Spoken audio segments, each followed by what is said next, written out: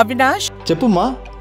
దగ్గరలో ఉన్న మెడ్ప్లస్ కు వెళ్ళి మెడ్ప్లస్ బ్రాండ్ మెడిసిన్స్ అని అడిగి కొనుక్కునరా. అక్కడ 50 to 80% తగ్గింపుకు వస్తుంది. మీరు తీసుకునే అదే మందులు, అదే నాణ్యమైన మందులు, కానీ సగం ధరకే. వికారాబాద్ కలెక్టర్ అధికారులపై దాడి కేసులో పోలీసులు దర్యాప్తు ముమ్మరించేశారు. ఈ కేసులో ఉన్నత స్థాయి దర్యాప్తు జరుగుతోంది. అడిషనల్ డీజీ మహేష్ భగవత్ నేతృత్వంలో విచారణ కొనసాగుతోంది. నిన్న పరిగి పోలీస్ స్టేషన్లో 6 గంటల పాటు కేసుకు సంబంధించి విచారించారు. ఈ కేసులో ప్రధాన నిందితుడిగా భావిస్తున్న పట్నం నరేందర్ రెడ్డి ఫోన్ చాటింగ్ విశ్లేషణపై ఫోకస్ చేశారు. లగచర్ల ఘటనలో మాజీ మంత్రి బీఆర్ఎస్ వర్కింగ్ ప్రెసిడెంట్ కేటీఆర్ ప్రమేయంపై పోలీసులు ఆరా తీస్తున్నారు. ఈ కేసులో పట్నం నరేందర్ రెడ్డితో సురేష్ 84 సార్లు ఫోన్లో మాట్లాడినట్లు పోలీసుల రిమాండ్ రిపోర్టులో పేర్కొన్నారు. దాడి ఘటన తర్వాత అజ్ఞాతంలో ఉన్న సురేష్ కోసం పోలీసులు గాలిస్తున్నారు.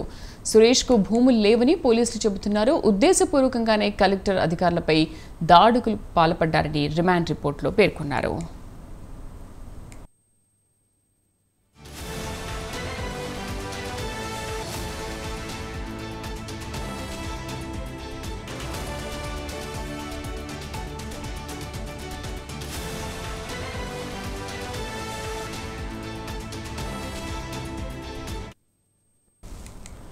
వికారాబాద్ కలెక్టర్ అధికారులపై దాడి కేసులో పోలీసులు దర్యాప్తు ముమ్మరించేశారు. ఈ కేసులో ఉన్నత స్థాయి దర్యాప్తు జరుగుతోంది. అడిషనల్ డీజీ మహేష్ భగవత్ నేతృత్వంలో విచారణ కొనసాగుతోంది. మా కరెస్పాండెంట్ ఉషా పూర్తి సమాచారం అందిస్తారు. ఉషా, ఇవాళ ఎటువంటి విచారణ జరగనుంది భగవత్ నేతృత్వంలో?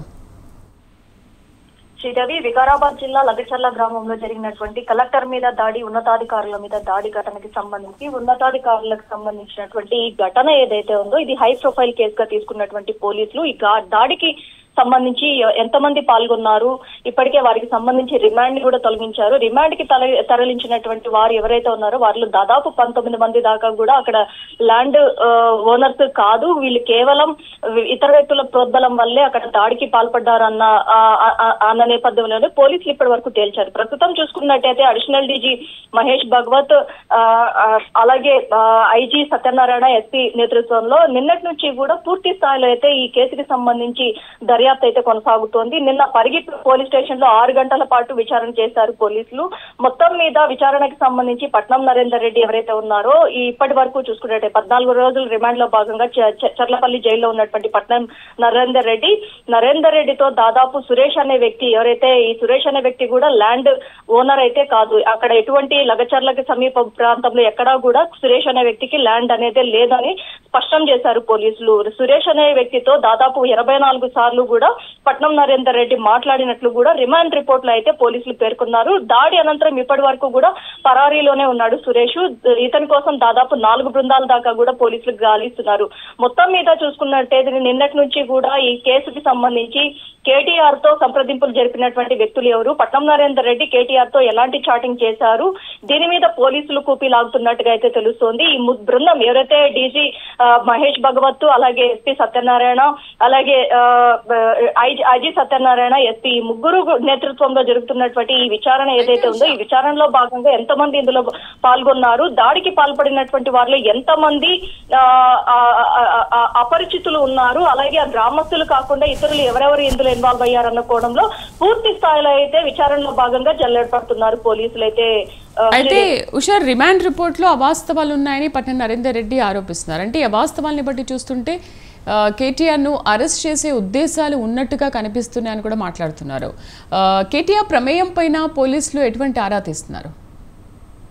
ప్రస్తుతం పట్నం నరేందర్ రెడ్డిని అరెస్ట్ చేసిన అనంతరం పోలీసులు ఏదైతే డిటిసి సెంటర్ కి తీసుకుని వెళ్లి అతని పూర్తి స్థాయిలో విచారించారు. అతను ఇచ్చేటటువంటి స్టేట్మెంట్ ఏదైతే ఉందో దాని మొత్తాన్ని కూడా రికార్డ్ చేశారు. ఆన్ రికార్డ్ లో భాగంగానే అతను ఇచ్చినటువంటి స్టేట్మెంట్ మొత్తాన్ని కూడా కన్ఫెషన్ స్టేట్మెంట్ లో భాగంగా మెజిస్ట్రేట్ ముందు పొందుపరిచారు. ఈ రిమాండ్ రిపోర్ట్ లో మొత్తం కూడా ఈ కన్ఫెషన్ స్టేట్మెంట్ లో పట్నం నరేందర్ ఇచ్చినటువంటి వాంగ్మూలాన్ని మాత్రమే పొందుపరిచారు. కానీ ఎక్కడా కూడా పోలీసులు సొంత నిర్ణయాలతో ఇచ్చినటువంటి స్టేట్మెంట్ అయితే కాదు, పట్నం నరేందర్ రెడ్డి ఇచ్చినటువంటి స్టేట్మెంట్ ని ఏదైతే తన అడ్వకేట్ ద్వారా ఇప్పటికే హైకోర్టులో అప్పీల్కి వెళ్ళినటువంటి పట్నం నరేందర్ రెడ్డి ముందస్తు బెయిల్లో భాగంగా ఇప్పటికే దానికి సంబంధించి కేటీఆర్ మీద చేసినటువంటి వ్యాఖ్యలు అవన్నీ కూడా పోలీసులు అసత్య ప్రచారం అసత్యంగా రిమాండ్ రిపోర్ట్ లో పొందుపరిచారు అన్న నేపథ్యంలో చెప్పారు. ఈ స్టేట్మెంట్ ఏదైతే ఉందో మొత్తం కూడా మెజిస్ట్రేట్ ముందు రికార్డు మొత్తాన్ని కూడా వినిపించిన అనంతరమే ఈ మొత్తం కన్ఫ్యూషన్ స్టేట్మెంట్ మొత్తాన్ని కూడా పొందుపరిచిన అనంతరమే రిమాండ్ రిపోర్ట్ అనేది బయటకు వస్తుంది. ఇలాంటి నేపథ్యంలో పట్నం నరేందర్ రెడ్డి చర్లపల్లి జైల్లో తన అడ్వకేట్ ద్వారా హైకోర్టులో ముందస్తు బెయిల్ కి సంబంధించి వేసుకున్నటువంటి పిటిషన్ లో భాగంగా అడ్వకేట్ తో సంప్రదింపుల అనంతరం కేటీఆర్ మీద నేను ఎలాంటి అనుచిత వ్యాఖ్యలు చేయలేదు, అనవసరంగా ఈ కేసులో కేటీఆర్ ని లాగుతున్నారన్న కోణంలో అతను చెప్పడం కూడా జరిగింది. ఈ మొత్తం కూడా ఈ ప్రచారం మొత్తం కూడా అసత్యము అన్న కోణంలోనే అతను ఖండిస్తున్నారు. కన్ఫెషన్ స్టేట్మెంట్, రిమాండ్ రిపోర్టు ఈ రెండింటిని బేరీజు వేసుకునే పోలీసులు ఈ విచారణ అయితే కొనసాగిస్తున్నారు. పట్నం నరేందర్ రెడ్డి ఇచ్చినటువంటి స్టేట్మెంట్ మొత్తాన్ని కూడా పరిగణలోకి తీసుకున్నటువంటి పోలీసులు అక్కడ ఎంతమంది పాల్గొన్నారు, అలాగే కాల్ డేటా ఎవరెవరితో మాట్లాడారు, సురేష్ అనే వ్యక్తి, అలాగే పట్నం నరేందర్, కేటీఆర్ ఈ ముగ్గురి మధ్య జరిగినటువంటి ట్రయాంగిల్ కాన్వర్సేషన్ ఏంటి అన్న కోణంలో పూర్తి స్థాయిలో అయితే పోలీసులు అయితే ఈ రోజు సుదీర్ఘంగా విచారణ అయితే చేపట్టనున్నారు.